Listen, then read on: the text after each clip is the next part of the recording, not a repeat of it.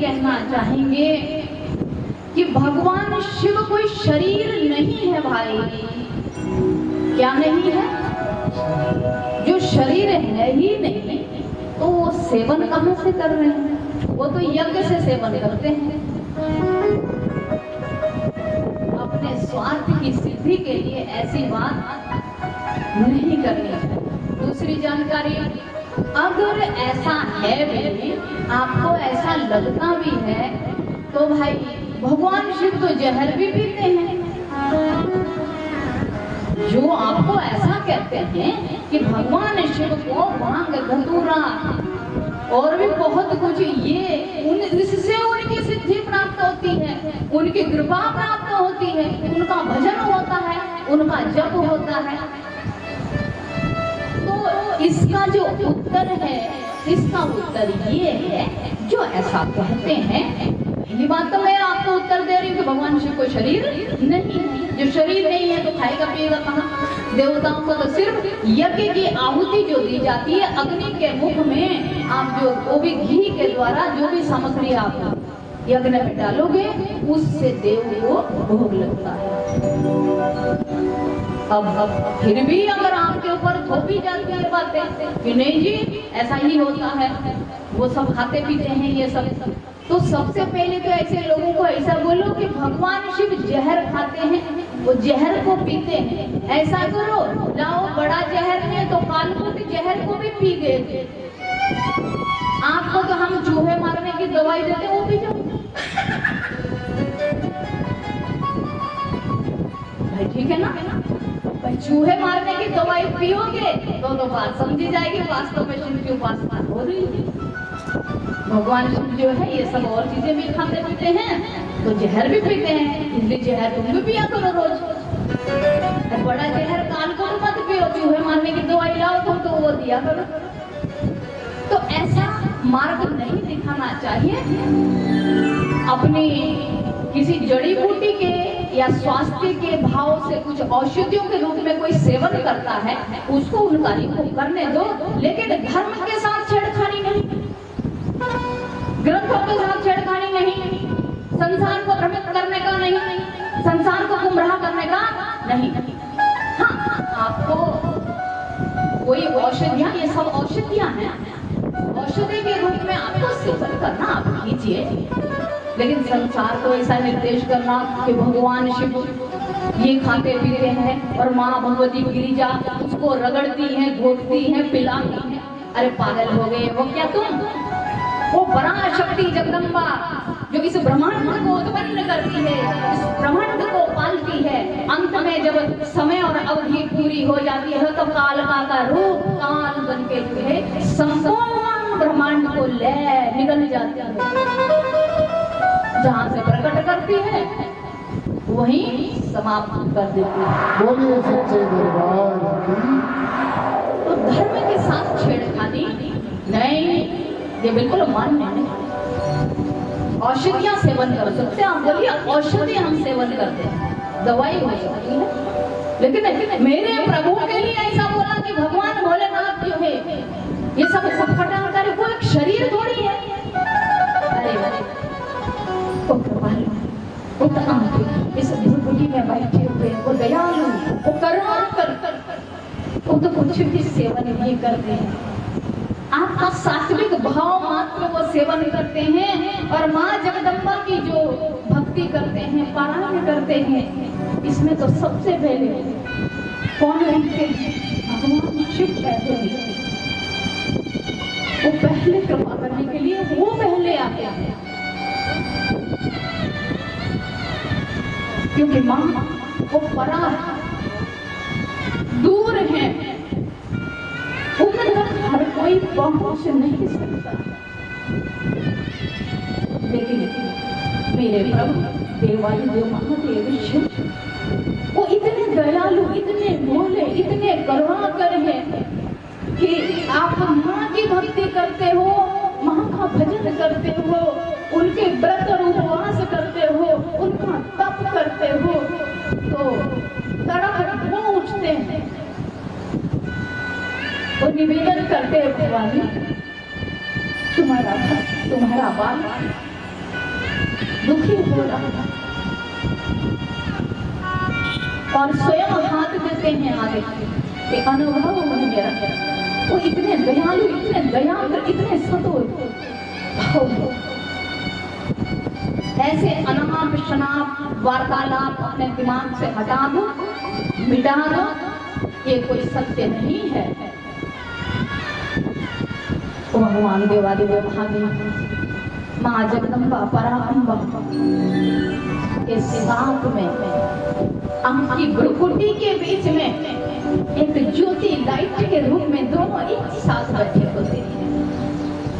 वो अलग नहीं है। आप देखते हो अर्धनारीश्वर का स्वरूप देखते हो ना, आधे अंग में स्त्री का रूप है और आधे में पुरुष का। तो ये फालतू के प्रलाप जो लोग करते हैं, स्त्री है वो पुरुष है, वो ऐसा हो गया वो तैसा हो गया, ये सब असत्य बातें हैं।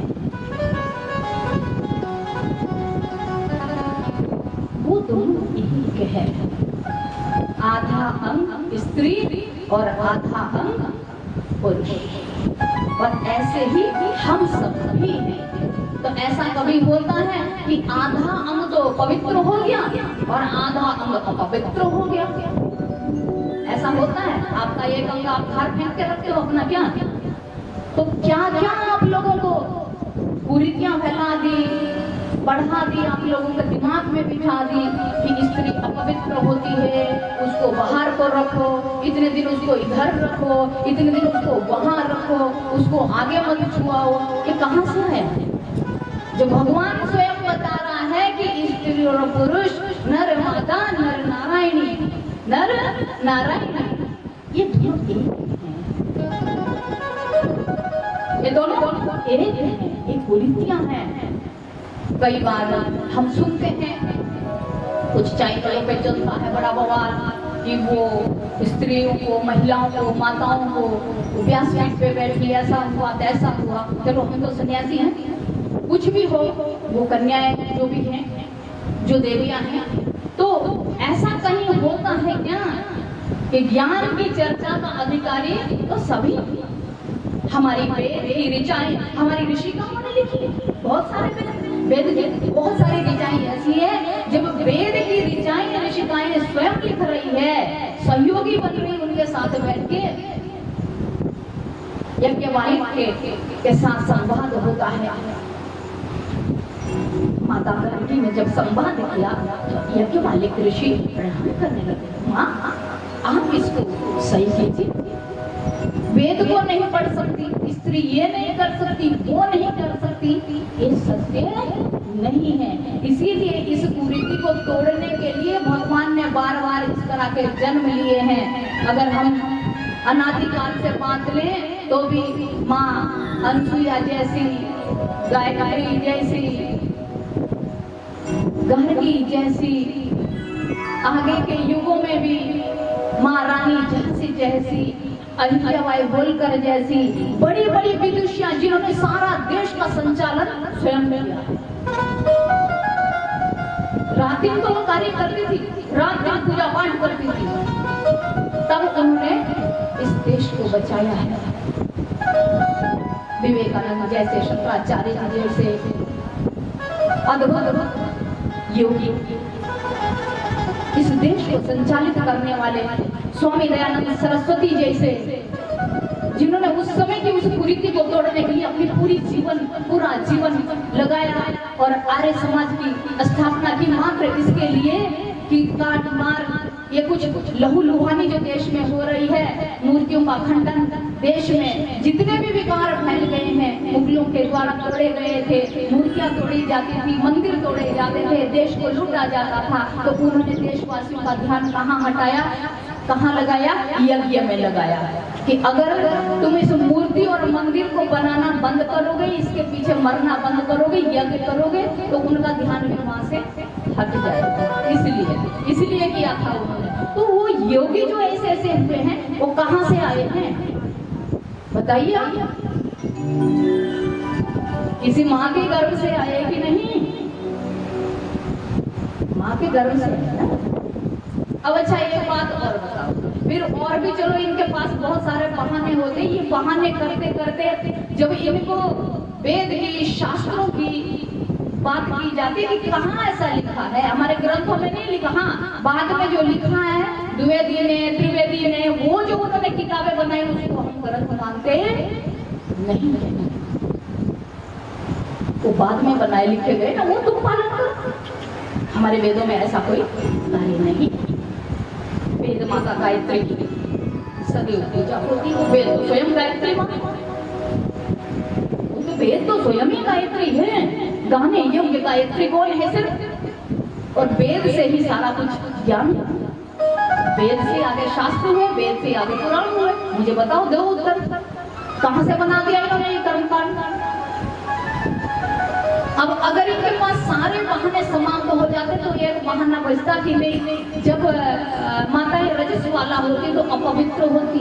अच्छा, और कोई बहाना ठप हो जाता है जब उनको उत्तर मिलता ना वेद शास्त्रों से, उत्तर देने वाले बैठे बहुत, फिर बोलते नहीं नहीं वो ऐसा होता तब ऐसा होता। वाह, वो ये भी शरीर की व्यवस्था हो सकती है कि उस समय वो बीमार है, अस्वस्थ है, वो अपने को रेस्ट दे, 2-4 दिन 5 दिन व्यवस्थित रखे। अस्वस्थ हो सकती है, अपवित्र कैसे होगी? मुझे आप कोई उदाहरण देगा? कोई भी दे सकता है। कैसे अपवित्र हो गई बताओ मुझे। अगर आप नहीं बताते तो उत्तर मेरे से सुनो। अगर वो माताएं 5-4 दिन या 3 दिन की उस रज से अपवित्र हो रही है, तो जो 9 महीने तक या 10 महीने तक जो एकत्र करके रखती है अपने गर्भ के अंदर, उससे तुम्हारा निर्माण होता है, तो तुम तो उससे ज्यादा अपवित्र हो। ये कुरीतियों को छोड़ दो, दिमाग से इसको हटा दो। जिन्होंने भी आपके दिमाग में ये फैलाया और बुद्धि में घुसेड़ा है, ये सब अनाप शनाप प्रलाप है। हम ये नहीं कहते उतने दिन वो अस्वस्थ हो सकती है, अस्वस्थ है। और जब देखो हमारा कहीं से हाथ में कोई कट लग जाता है, पैर में कट लग जाता है, वहां से रक्त स्राव होता है, रक्त स्राव होता है। आपको पता होगा तुरंत वहां मक्खी आके बैठती है, कीटाणु लग जाते हैं। घाव अगर ज्यादा हो जाता है तो कोई कीड़े